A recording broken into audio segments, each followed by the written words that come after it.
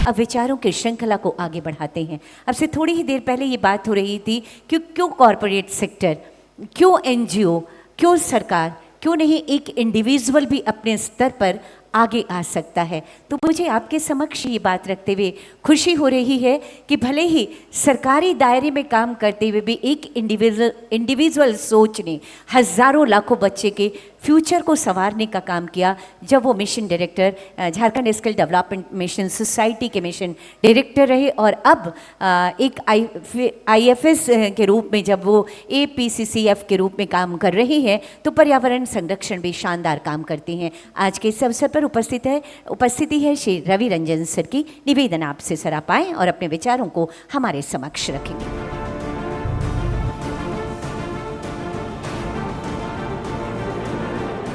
Honorable Shri Fagan Singh Kulaste ji, dignitaries on the dais, and wide spectrum of people making up the audience, सभी को जोहार, नमस्कार। जब मुझे invite किया गया तो मुझे लगा कि शायद ये झारखंड में पहली बार हो रहा है कि इस तरह का कोई CSR कॉन्क्लेव ऑर्गेनाइज किया जा रहा हो। मन में शक थी। अभी मीनाक्षी जी ने कहा भी कि शायद ये पहला मौका है जब इतने सारे कंपनीज़ के लोग और इतने सारे अलग अलग सोसाइटी को रिप्रेजेंट करने वाले ऑडियंस एक साथ एक छत में इकट्ठा हुए हैं। तो मैं सबसे पहले कॉन्ग्रेचुलेट करना चाहता हूँ Pankaj ji, Rajiv ji, mission blue foundation, i3 foundation, कि उन्होंने इतना बड़ा काम करने का सोचा। पहली बार काम करने में बहुत तकलीफ़ होती है और मुझे लगता है कि काफ़ी मेहनत की होगी उन्होंने, जिस तरह से ये कार्यक्रम आज इतना सफल दिख रहा है। और फिर मैं धन्यवाद देना चाहता हूँ कि मुझे इनवाइट किया as a sole representative of forestry sector. और यहाँ आने के पहले मैं जब स्पीच की तैयारी कर रहा था तो मैं सोचा कि पहले देखूँ कि CSR में हो क्या रहा है। तो पिछले कई सालों के फिगर्स को देखा तो ऑन एन एवरेज 400 करोड़ खर्च होता है और मेजॉरिटी इसका 2 सेक्टर में जाता है, हेल्थ, एजुकेशन। अभी आपने बहुत सारे ऑर्गेनाइजेशंस का प्रेजेंटेशन देखा भी, तो फोकस इन्हीं 2 सेक्टर्स पे है। एक डिस्टेंट थर्ड है वो रूरल डेवलपमेंट। लास्ट ईयर का अगर फिगर देखें तो लगभग 414 करोड़ खर्च किए गए थे, उसमें से 141 करोड़ एजुकेशन, 147 करोड़ हेल्थ और 50 करोड़ रूरल डेवलपमेंट।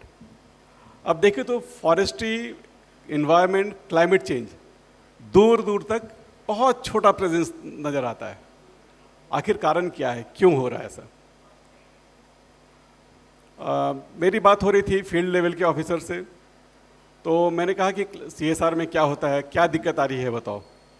तो उन्होंने कहा कि काम तो होता है, करना चाहते हैं, लेकिन जो कंपनीज होती हैं वो कहती हैं कि ट्राईपार्टाइट एग्रीमेंट कीजिए।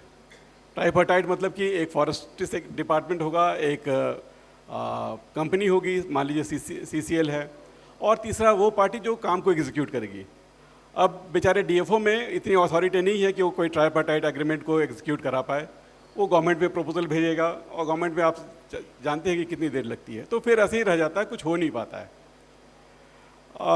इसलिए जो कंपनीज होती हैं वो ज़्यादा कंफर्टेबल फील करती हैं NGOs के साथ काम करने के लिए। मुझे कोई दिक्कत नहीं है, करे, बहुत अच्छा काम हो भी रहा है, लेकिन कोई तरीका अपनाना चाहिए कि गवर्नमेंट के जो बॉडीज़ हैं उनको भी डायरेक्ट फंडिंग कर पाएँ। और जो कंपनीज एक्ट है 2013 का, उसका सेक्शन 7 देखें तो CSR के बारे में काफ़ी कुछ लिखा हुआ है और उसमें कहा है कि वो मैंडेटेड हैं companies to spend their CSR funds on environmental stability, ecological balance, flora and fauna, agro forestry, wild life management, natural resource management, soil, air, water quality. और आज के डेट में जब ये कॉन्क्लेव ऑर्गेनाइज हो रहा है, मुझे लगता है कि काफ़ी सही समय पर हो रहा है, क्योंकि कुछ ऐसे फिगर्स हैं हमारे सामने जिनको कि हम इग्नोर नहीं कर सकते। जैसे कि इसरो की एक स्टडी है, उसके अनुसार झारखंड डेजर्टिफिकेशन की ओर बढ़ने वाला सबसे क्रिटिकल स्टेट है और यहाँ की का 69% जो लैंड है that is under severe stress of desertification. उसी तरह से department of science and technology की स्टडी हुई थी क्लाइमेट चेंज वल्नरेबिलिटी को लेकर, उसमें भी आया कि Jharkhand is the most vulnerable state for climate change. और बाकी कुछ डेटा ऐसे हैं जैसे कि लेबर माइग्रेशन, हम लोग टॉप पे आते हैं, कंपोजिट वाटर इंडेक्स हम लोग बॉटम 2 स्टेट्स में हैं। तो अगर ऐसे समय में CSR के फंड से हम लोग अगर क्लाइमेट की ओर नहीं देखें तो फिर कुछ ना कुछ डिससर्विस होगा। और मुझे लगता है कई ऐसे एस्पेक्ट्स हैं जिनको कि टैप किया जा सकता है। For example wild life biodiversity, हमारे पास कई प्रोटेक्टेड एरियाज़ हैं, जैसे कि PTR है, पलामू टाइगर रिजर्व, देन दलमा सेंचुरी, एक उधवा बर्ड सेंचुरी।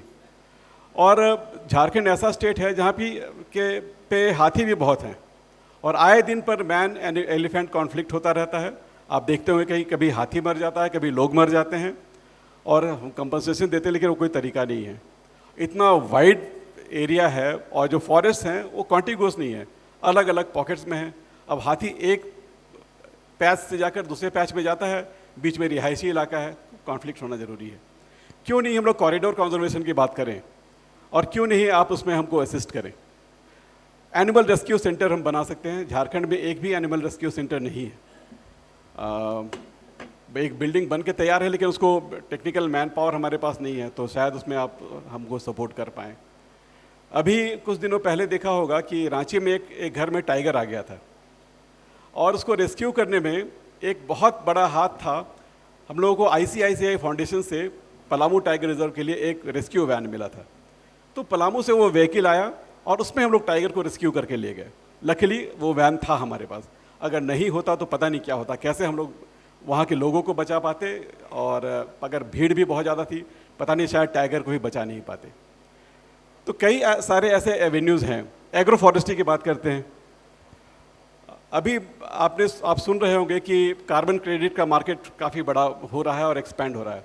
अभी अखबार में खबर भी आई थी कि फॉरेस्ट डिपार्टमेंट के प्रयास से रामगढ़ के एक गांव में लोगों को काफ़ी पैसा मिल रहा है कार्बन क्रेडिट के रूप में, 1400 रुपया प्रति family per year for the next 6 years. अब क्या हो रहा है कि बहुत सारी कंपनीज आ रही हैं, वो गाँव वालों से ज़मीन लेती हैं, कहती हैं हम उसमें पेड़ लगाएंगे और उसमें से जो कार्बन क्रेडिट मिलेगा उसका 20% आपको देंगे। गांव वालों को भी पता नहीं है कि कितना मिलना चाहिए और एक्चुअली कार्बन क्रेडिट मिल भी कितना रहा है ये भी पता नहीं है। तो अगर कॉरपोरेट्स आती हैं इसमें एक ट्रांसपेरेंट मैनर में एग्रीमेंट होता है कि हाँ ठीक है आपके एफॉरेस्टेशन एक्टिविटी को हम फंड करेंगे और इतना कार्बन क्रेडिट इतने डॉलर्स आपको मिलेंगे, तो कहीं जाकर हम अपने लोगों को एक्सप्लॉयटेशन से बचा सकते हैं। दूसरा है कि एडॉप्टेशन। जब मैंने कहा कि झारखंड जो है क्लाइमेटिकली सबसे ज़्यादा वल्नरेबल स्टेट है, तो मिटिगेशन तो ठीक है, लोग क्लीन टेक्नोलॉजी यूज़ करेंगे, पेड़ पौधे लगाएंगे, बहुत लंबा समय आने वाला है। लेकिन तब तक जो हमारी कम्युनिटीज़ हैं जो फ्रिंज एरियाज़ में रह रही हैं उनका क्या? तो उनको क्लाइमेट स्मार्ट बनाना होगा, उनको एडॉप्टेशन टेक्निक्स का सिखाना होगा। कैसे होगा? सरकार के पास इतना पैसा नहीं है कि हर गांव में जाकर और ये कर पाएँ, क्योंकि आपके पास सरप्लस फंड है और आप ये कर सकते हैं। हमारे पास मॉडल्स हैं ऐसे जो कि रेप्लिकेट करके हम लोग पूरे स्टेट को कवर कर सकते हैं। अभी हाल में ही हमने एक क्लाइमेट चेंज प्रोजेक्शन स्टडी कराया। आपको पता होगा शायद कि प्री इंडस्ट्रियल रिवॉल्यूशन एरा से अब तक टेम्परेचर पूरे अर्थ का ऑन एन एवरेज 1.1 डिग्री बढ़ चुका है और अलग अलग सोशियो इकोनॉमिक सिनेरियो लोग सोच रहे हैं कि अगर ये कंजम्पशन लेवल हमारा रहा तो अगले 50 साल में 100 साल में क्या स्थिति होगी अर्थ की, कितना टेम्परेचर होगा, कितना रेनफॉल होगा। वही स्टडी हमने झारखंड राज्य के सभी जिलों के लिए कराया और उसके रिजल्ट्स बहुत एस्टॉनिशिंग हैं। कोई बता सकते हैं कि 2100 तक ऑन एन एवरेज झारखंड का टेम्परेचर कितना बढ़ने वाला है? कोई आइडिया बताइए। नहीं, वो 5 है, that is SSP 3, socio economic pathway number 3। हम मोस्ट सस्टेनेबल अगर पाथवे अडॉप्ट करते हैं तभी भी 2.1 to 4.6 इतना टेम्परेचर बढ़ने वाला है। और क्या रेनफॉल बढ़ेगा या घटेगा, क्या लगता है? रेनफॉल भी बढ़ेगा, 14% to 44% अलग अलग जिलों में रेनफॉल भी बढ़ने वाला है। अभी आप देख रहे हैं शायद दस्तक मिलनी शुरू हो गई है। इसी साल आप देखिए कितनी बारिश हुई है, नॉट जस्ट झारखंड, सभी जगह। हिमालयाज में इतने क्लाउड बर्स्ट हो रहे हैं एक साल में जितने पिछले 20 साल में नहीं हुए थे।